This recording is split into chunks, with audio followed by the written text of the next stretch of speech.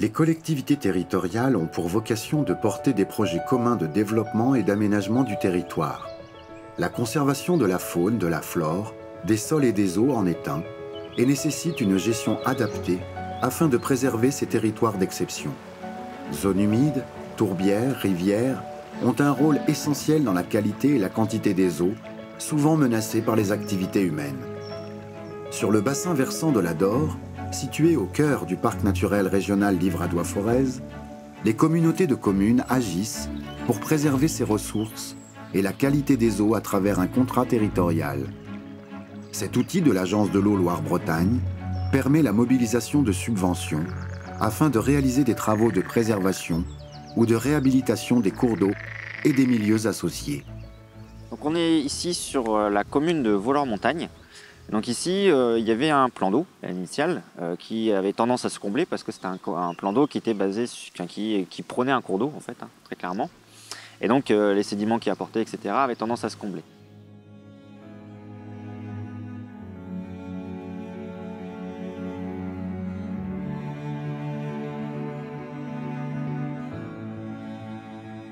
Le plan d'eau est né dans les années 60. Il avait été fait à l'époque sans autorisation. Il est tombé en désuétude quand le fond s'est envasé, qu'on n'a pas eu les autorisations pour le nettoyer. Il a fallu à ce moment-là réfléchir à un projet et c'est comme ça qu'on en est arrivé au nouveau plan d'eau d'aujourd'hui. Le plan d'eau ne va pas rentrer dans la protection des milieux aquatiques. Au contraire, il va apporter des perturbations au niveau des cours d'eau.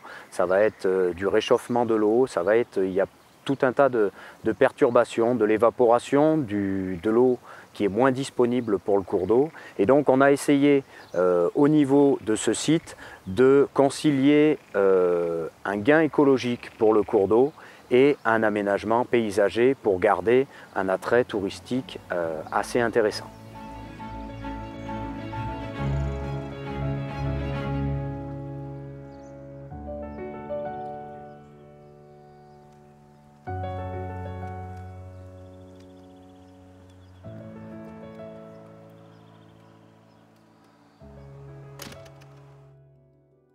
Bonjour. Bonjour Marc. Les réglementations sur les cours d'eau ont évolué ces dernières années et donc on a des restrictions notamment au niveau des plans d'eau quand on a des cours d'eau qui se jettent directement à l'intérieur. Donc on va pouvoir vous proposer un plan d'aménagement que je vous ai amené ici.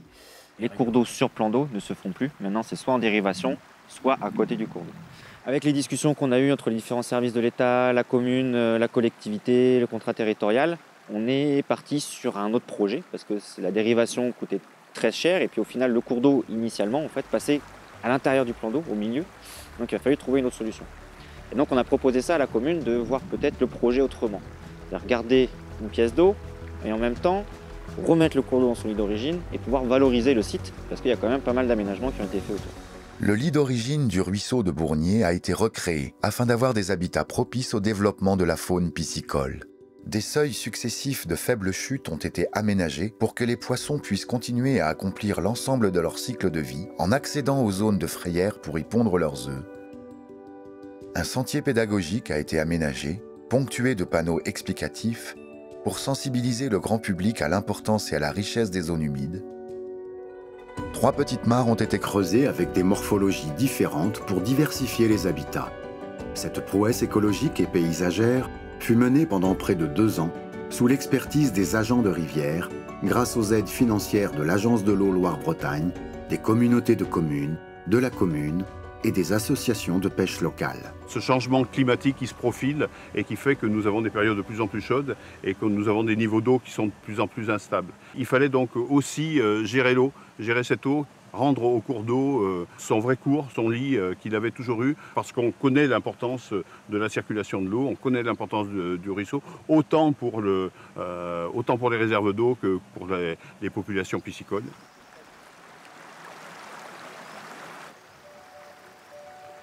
Au départ, ça m'a surpris un petit peu, mais après j'ai très bien compris qu'il fallait faire quelque chose Et donc on ne pouvait pas maintenant entretenir un plan d'eau avec de la baignade et tout, c'est absolument impossible.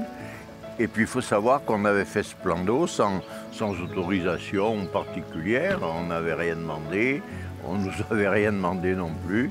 Et maintenant il fallait bien se mettre en, si vous voulez, en conformité avec la loi actuelle, quoi. Ça donne un côté beaucoup plus attractif. Avant, on regardait le plan d'eau, on ne faisait que le regarder. Maintenant, on peut participer, on peut se balader dessus, on peut faire des choses qui sont intéressantes. Voilà. Et je pense que pour la commune, c'est une bonne réalisation qui n'aura pas coûté trop cher, et ça, c'est bien.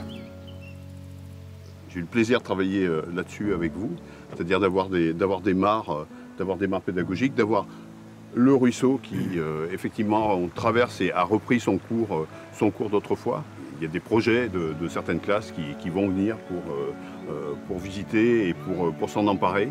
On est passé de rien à un véritable outil hein, pour la commune, un outil touristique, un outil écologique. Et ça, c'est vraiment, on est très très content.